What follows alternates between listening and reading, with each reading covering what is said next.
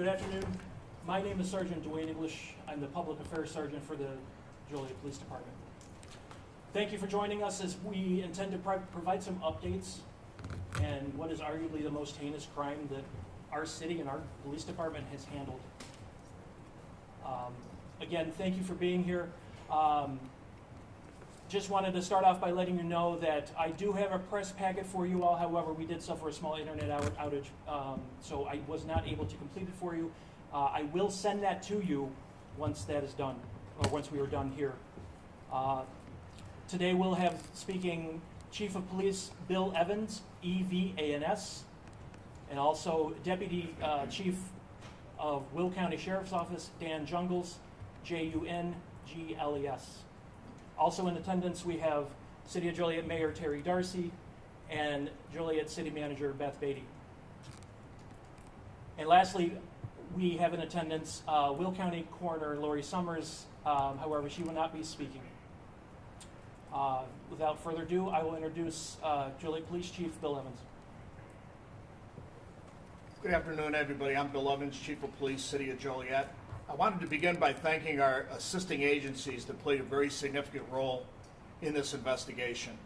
Our federal law enforcement partners, including the United States Marshals, Fugitive Task Force, the Texas Rangers, and local agencies in Texas, the Will County State's Attorney's CAC, the Will County Sheriff's Police, and obviously the Joliet Police Department. This incident has had a tremendous impact on the city of Joliet. It's had a tremendous impact on my agency, both mentally and physically. Our officers and detectives worked tirelessly throughout the night and early morning hours to advance this investigation. As you are aware, yesterday afternoon, the JPD was summoned to the 2200 block of West Acres. It was quickly determined at that time that 2 homes on that block contained a total of 7 persons who were all shot to death. Through our investigation, we are now comfortable saying that this multi-victim homicide occurred Sunday afternoon. When our officers arrived, this was no longer a fluid, active scene. Shortly after, we were confident that the offender had fled the area and was no longer in Will County or the city of Joliet. Our detectives worked quickly and identified a suspect in this matter and disseminated that information to media outlets immediately in a very rapid fashion. As you're aware, that subject was Romeo Nance. During the course of this investigation, we determined that a 3-year-old boy was unaccounted for, and we quickly located that child with a relative in a nearby community. Shortly after 9 p.m. last night, we were notified by Texas law enforcement authorities and our federal partners that our subject, 23-year-old Romeo Nance, was killed by a self-inflicted gunshot wound after a brief confrontation with law enforcement.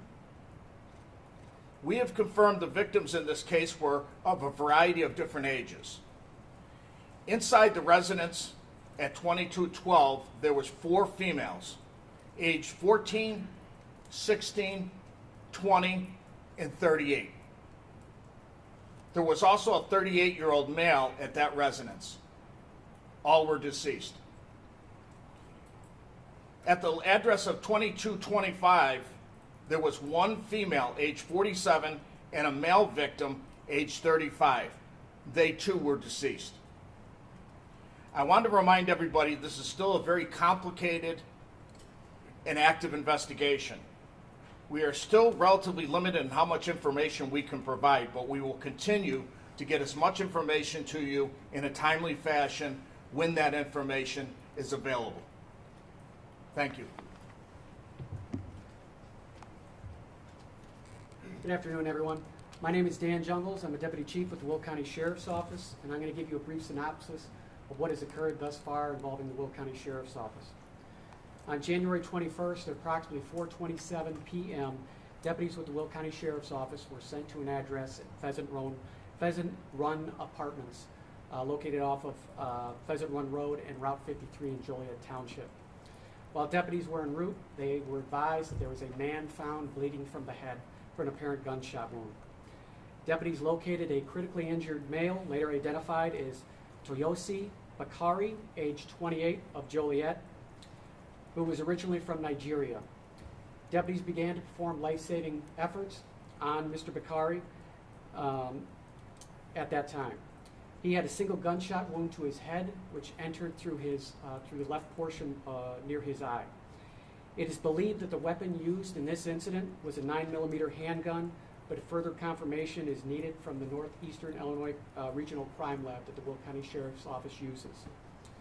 While deputies were securing the crime scene, they were informed of another shooting that occurred in the city of Joliet, and that was located at the 200 block of Davis Street. The victim reported to Joliet Police Department the suspect vehicle in that incident was a red Toyota.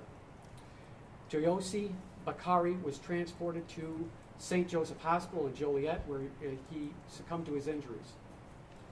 Our hearts break for the Bakari family and those that have been affected by this senseless act of violence.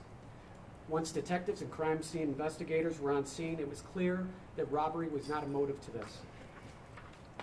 Money was found in the area near where Bakari was located.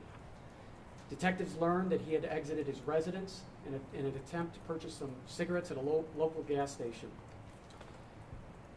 Video surveillance recovered at the scene showed the suspect vehicle both entering and exiting the Pheasant Run apartments in a short period of time.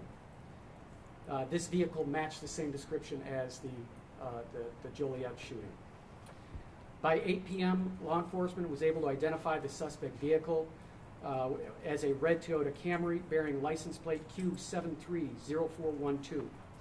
Detectives utilized license plate readers exclusively to attempt to locate the vehicle. The suspect vehicle was known to be used by Joliet resident Romeo Nance, who has an extensive criminal history. Personnel with the Sheriff's Office began to focus on locating the suspect and his vehicle by conducting saturation patrols in known addresses where he's been known to, where he was associated with. When the vehicle could not be located, detectives with the Will County Sheriff's Office set up surveillance on the 2200 block of West Acres in Joliet in hopes that the vehicle would return to the residence.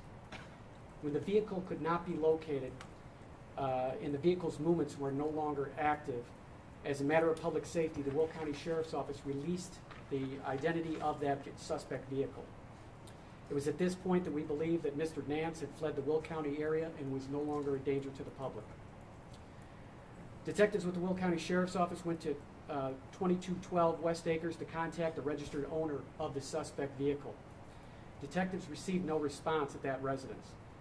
Knowing that the residence across the street was also known to be occupied by Romeo Nance, they went to that residence as well.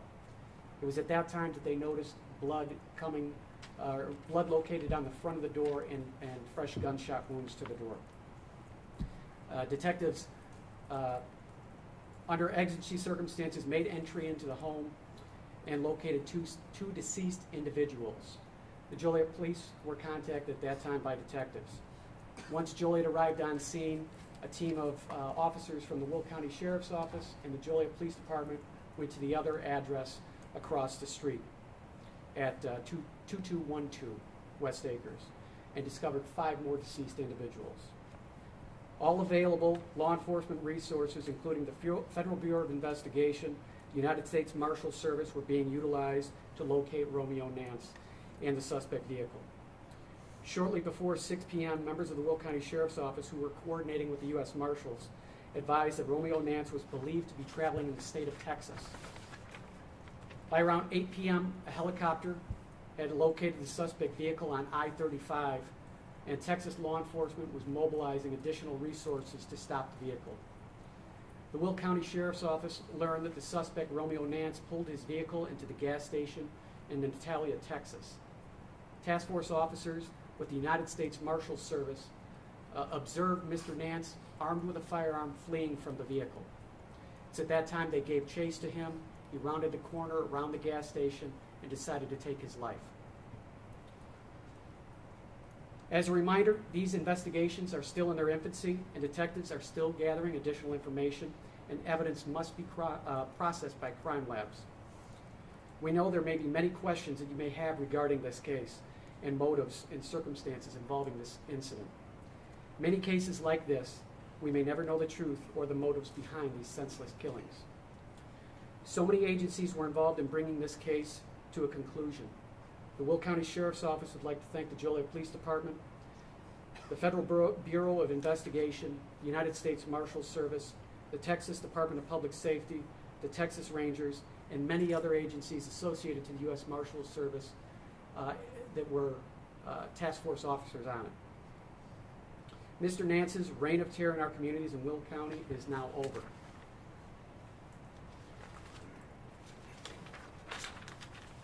With so much sadness that surrounds these incidents, it is time for our communities to come together and heal. Thank you very much.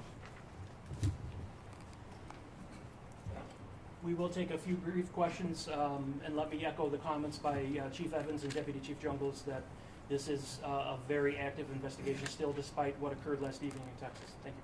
If we may ask, even with the limited information that I know you're able to release, can you disclose what relationships, if any, existed between Nance and the victims in the two houses that were associated with them? Yes, ma'am. We do know right now that there was a family relationship between the two residents, and we do know that Nance was related to the occupants of both residents. As to exactly what type of relationship there was within the family, right now we're still sorting through that. Was he related to all of the victims that were there? As we could tell right now, he was related to, if not all, a vast majority of the people within the residence, both residences. And the first shootings, were those known subjects to him or appear to be random? It does appear at this point that the shooting that Will County Sheriff's handled and the shooting that the Joliet Police Department handled were separate from this particular investigation. We don't know. Those seem to us to be more random in nature. So there doesn't appear to be a relationship? There doesn't appear to be any nexus between the two shootings outside of our primary location and the 2200 block of West Acres. And if I may ask, there appears to be a report out there that the police department has filed a criminal complaint with 2 counts of first-degree murder against Nance. Is that posthumously? Is this correct? I have not heard that. Okay, because the patch has it as 2 charges filed against him. I can't speak to that prior to the events that took place in Texas. I can't speak. Our detectives were seeking and gained an arrest warrant for Nance for those charges, and then we were pretty much right simultaneously. We were notified of the events that took place in Texas. When do you anticipate releasing names of victims? Ma'am, there's still an ongoing investigation with the coroner, and that would be probably a better question to ask the coroner, but I think in due time she'll be able to release those names. Right now, those names are not going to be available. So in terms of timeline, we believe the first 7 fatal victims were the first shootings, and then the person who was just shot in the leg and survived, and finally the one at Pheasant Grove Apartments. Is that the timeline that we think? We believe, and correct me if I'm wrong, we do believe that the shootings at the 2200 block were the original shootings, and then the 2 random shootings took place shortly thereafter. And obviously we don't have any idea right now in terms of motivation that triggered this. Yeah, we can't get inside his head. We just don't have any clue as to why he did what he did. 2 questions. First one for you, Chief Evans. If it was known at the time that our suspect did leave the area, in the initial reports, why wasn't it said that there's a chance he left the area to kind of calm the fears, especially the neighborhood? Well, I mean, it was still an active investigation, and we were still trying to tie up a lot of loose ends from some of the technology we employed and some of the assistance from other agencies. We were able to determine at least that we had a strong suspicion that he had left the area.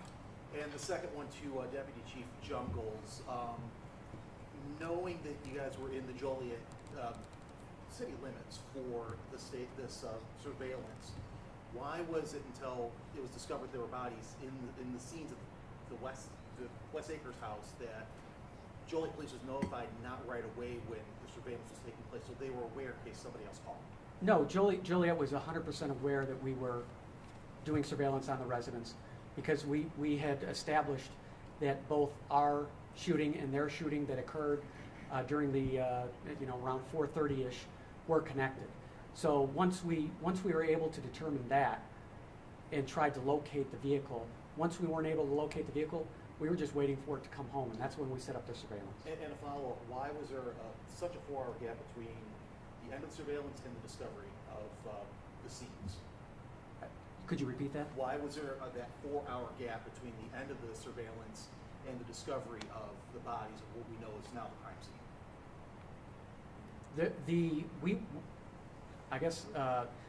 We had since about 8 p.m. that evening, we were doing saturation patrols throughout the area. So we never left eyes on the house, but we never had someone posted up there.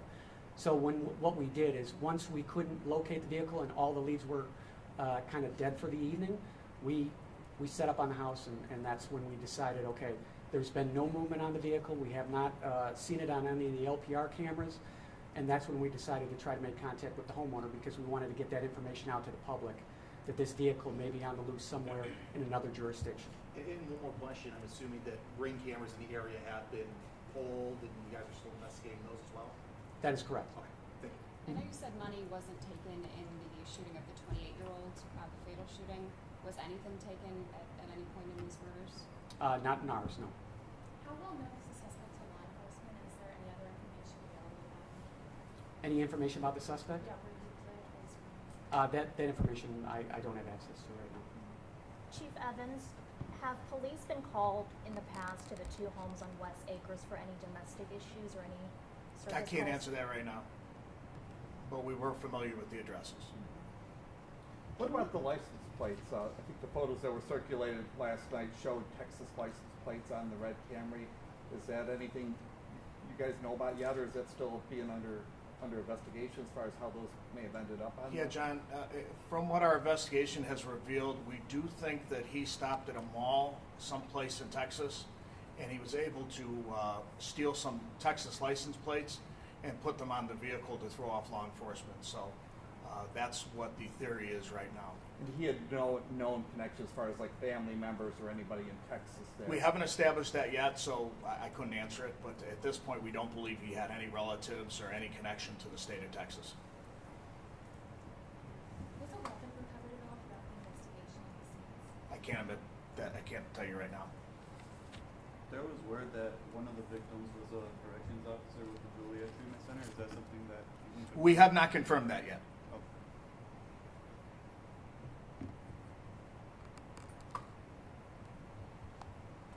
Everybody's good? Okay, again, thank you very much. As both Chief and Deputy Chief mentioned, this is a terrible, terrible crime that has a significant impact, number one, on our community, and number two, on both our department and the Will County Sheriff's Office. So, again, I will be sending out a press packet through email. If you don't believe that you're on my email list, I have left a legal pad with my card behind you. Please put your email address on there. I'll make sure you get that. It will include an updated press release from the Joliet Police Department and the Will County Sheriff's Office as well. Thank you very much.